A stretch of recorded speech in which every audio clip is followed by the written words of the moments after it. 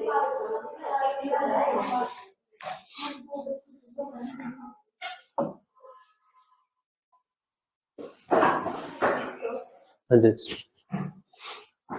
Think last time हम discuss कर रहे थे आजाद हिंद फौज के बारे में, तो फटाफट से आजाद हिंद फौज को आगे लेके जाते हैं टॉपिक को। आजाद हिंद फौज को बनाया कब गया था? कोई गेस? 1939 में क्या बनाया गया था इसको? हाँ, नहीं, आजाद हिंद फौज कब से कब तक एक्टिव रही है? 1925 में इसलिए नहीं कह सकते हैं क्योंकि नहीं, कॉन्सेप्ट तो वो अलग चीज थी। आजाद हिंद फौज Indian national army second world war के गिरफ्तार हुए सैनिकों को जब जापान ने इस कंडीशन पे आजाद किया कि तुम इन सैनिकों को अंग्रेजों के खिलाफ इस्तेमाल करोगे, तो सवाल है कि सेकेंड वर्ल्ड वॉर स्टार्ट कब हुआ? 1939। तो उससे पहले तो इसका वजूद नहीं है। पर आप ठीक कह रहे कि ऐसा कॉन्सेप्ट वो पहले दे चुके थे कि क्यों ना ऐसी एक फौज हो जो हिंद को आजाद करने के लिए बने। बट इसका फिर जो अमली जामा पहनाया इसको तब जब सेकेंड वर्ल्ड वॉर में कुछ सैनिक छोड़े किसने? जापान ने, इस शर्त पर कि आप इन सैनिकों को यूज करेंगे हमारे दुश्मन के खिलाफ। और जापान का दुश्मन सेकेंड वर्ल्ड वॉर में कौन था? ब्रिटेन। और हमारा दुश्मन भी कौन था? एक तरह से ब्रिटेन। तो दोस्त हम बन गए, हम और जापान, उस कॉन्सेप्ट के आधार पर ना। तो फिलहाल हम बात कर रहे हैं आजाद हिंद फौज की, ठीक है। तो 1942 में इसका बनना हुआ और 1945 में ये समाप्त हो गई।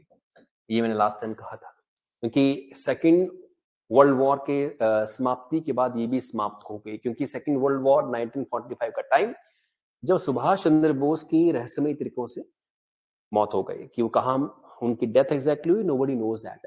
पर चॉपर पे चल रहे थे और जापान के किसी क्षेत्र में इनकी चॉपर का एक्सीडेंट हुआ और इनकी मौत हो गई थी, जो कि अभी भी मिस्ट्री है। हाँ हाँ, एग्जैक्टली। जैसे कहते हैं कि एग्जैक्टली ताइवान में गिरा था वो चॉपर कहाँ गिरा था? ताइवान में, जो आज का ताइवान है, ठीक है। तो ताइवान की सरकार ने नहीं कंफर्म करा कि कोई चॉपर इस तरह का हमारे यहाँ गिरा है। पर ब्रिटेन की सरकार क्या बोलती है कि वो कहाँ गिरे? ताइवान के अंदर।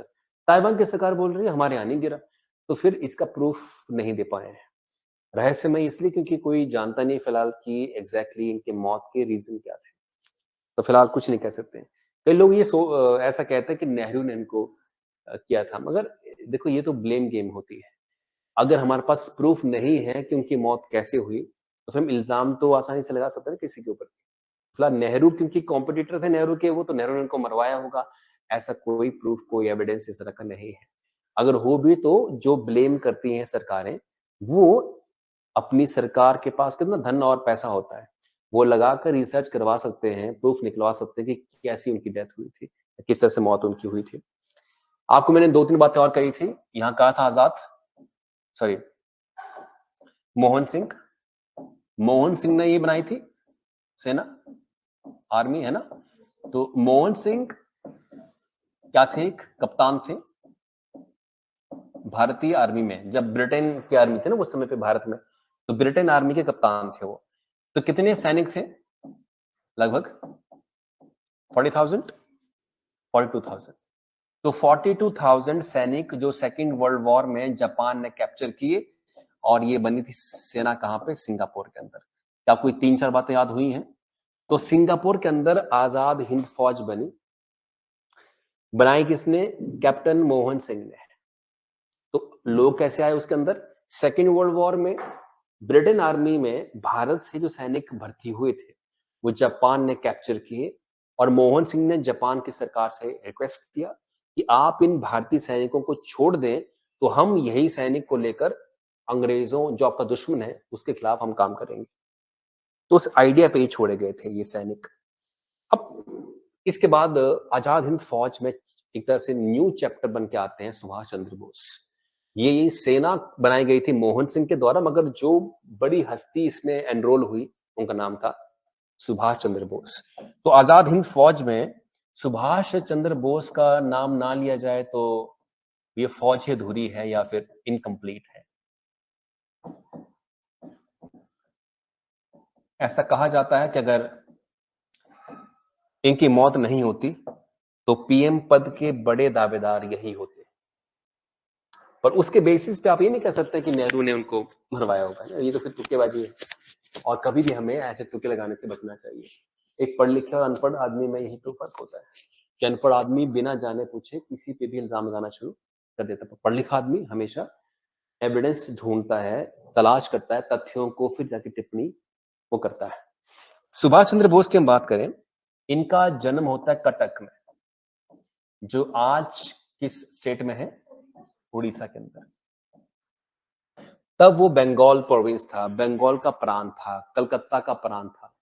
तीन बड़े प्रांत अंग्रेजों के समय पे थे, बॉम्बे, कलकत्ता और मद्रास।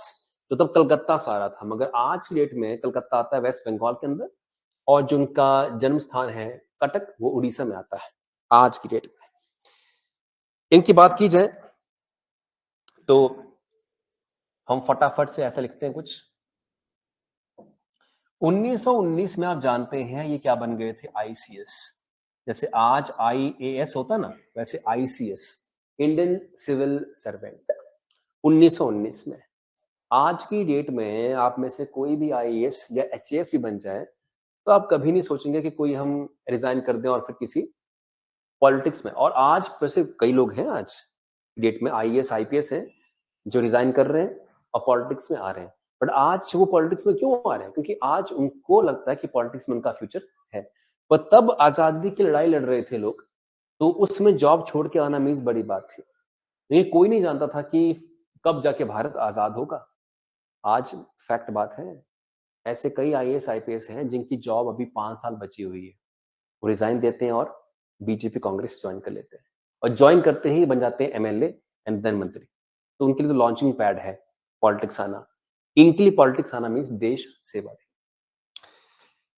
1919 में आईसीएस बने, मगर 1920 में रिजाइन कर दिया, 1 साल के अंदर ही इस्तीफा दे दिया। क्यों दिया इस्तीफा? आजादी की लड़ाई में पार्टिसिपेट करने के लिए इस्तीफा देकर ज्वाइन कर ली कांग्रेस पार्टी। क्योंकि तब एक ही पार्टी थी, फेमसली नाम उसका था कांग्रेस पार्टी। बाकी पार्टी और भी थी, मगर मेनली पार्टी का नाम क्या था? कांग्रेस पार्टी, जो सबके दिलों पर राज कर रही थी। अब इनका सफर इतना आसान नहीं रहा, क्योंकि इनके सामने चुनौती के रूप में कौन थे? महात्मा गांधी। आप जानते हैं कि 1920 में कौन सी मूवमेंट चली थी? Non cooperation movement. तो गांधी जी का ही वर्चस्व था उस समय पे।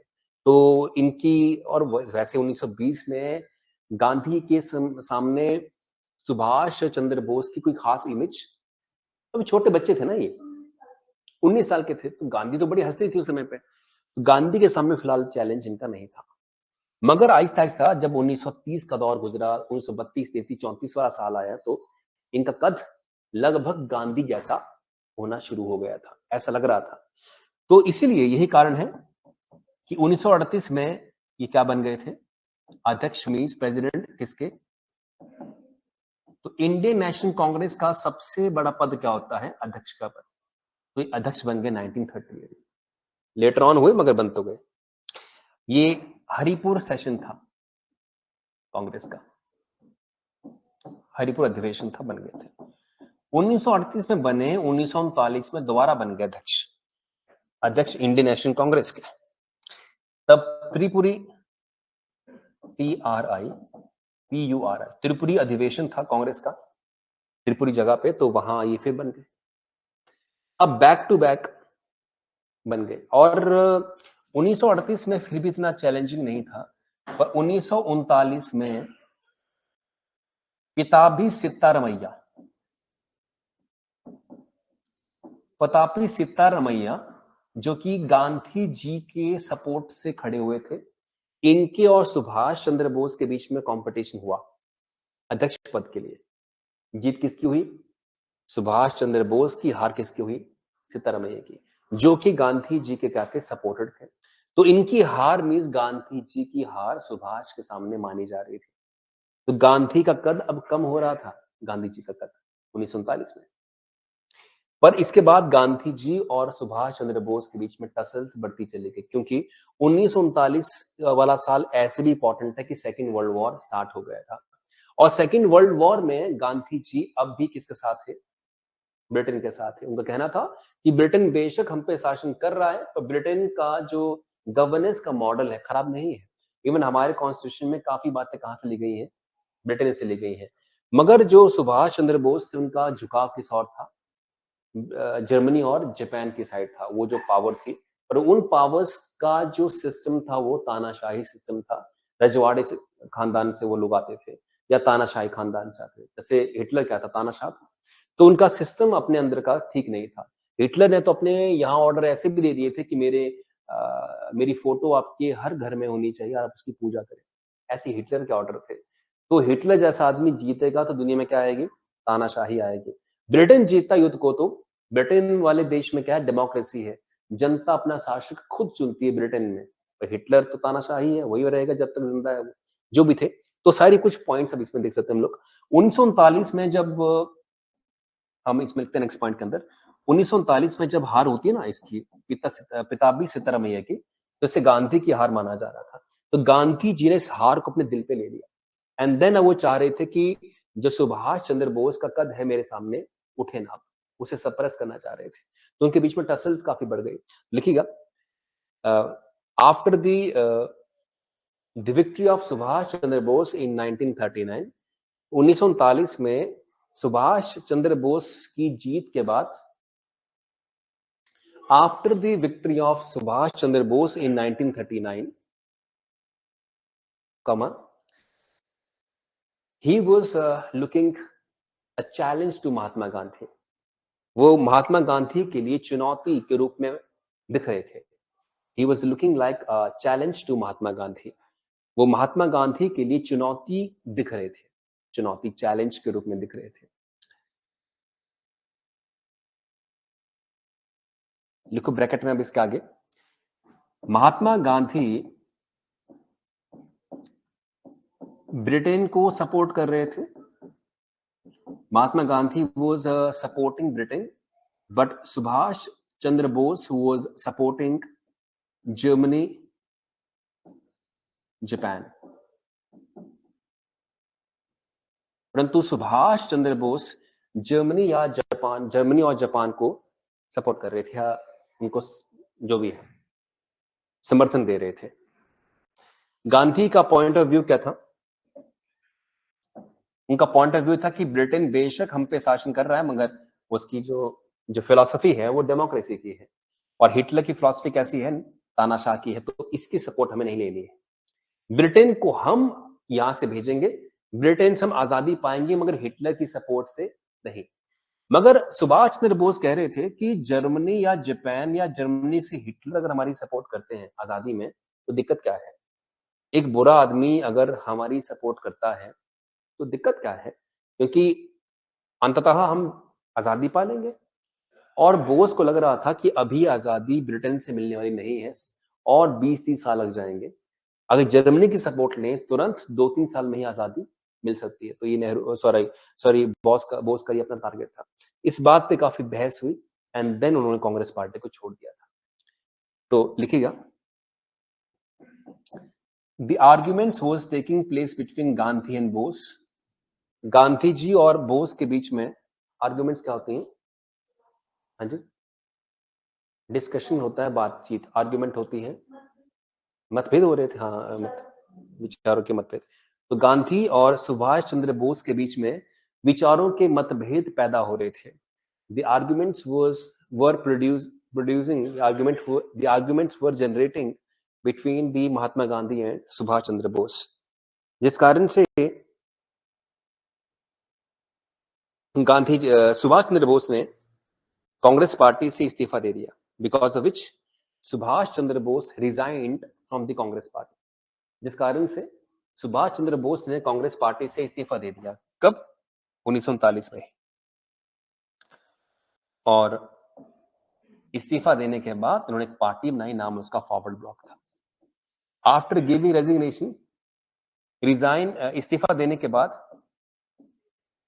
1939 में उन्होंने एक पार्टी बनाई। He founded a party called forward block. उन्होंने एक पार्टी बनाई जिसका नाम फॉरवर्ड ब्लॉक था। He found a party called forward block. उन्होंने एक पार्टी बनाई जिसका नाम क्या था? फॉरवर्ड ब्लॉक था। सही जी। 1943 में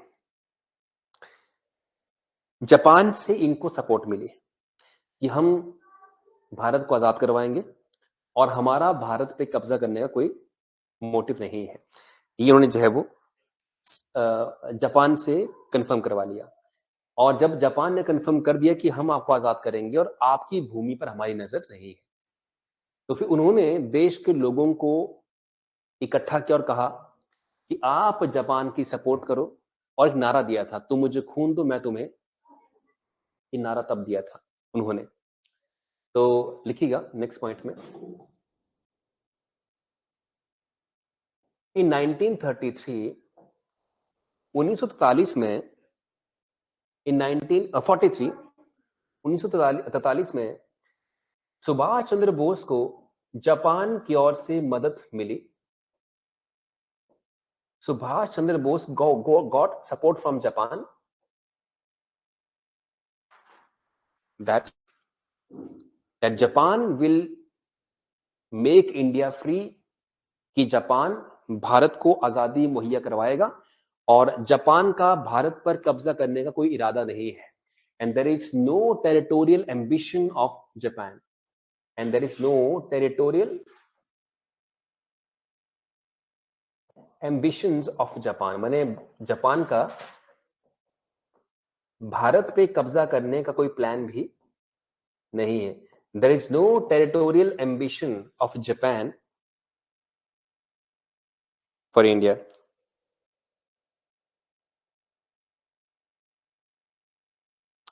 तो हुआ क्या फिर कि कप्तान मोहन ने 1943 में अपनी आजाद हिंद फौज को सुभाष चंद्र बोस को सौंप दी कि अब आप इसे डील करो, जो करवाना करवाओ उनसे।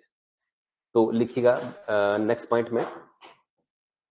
कैप्टन मोहन सिंह ने 1943 में इंडियन नेशनल आर्मी या आजाद हिंद फौज को सुभाष चंद्र बोस के हवाले कर दिया। Hand overed in 1940, Captain Mohan Singh hand overed Indian National Army to S.C.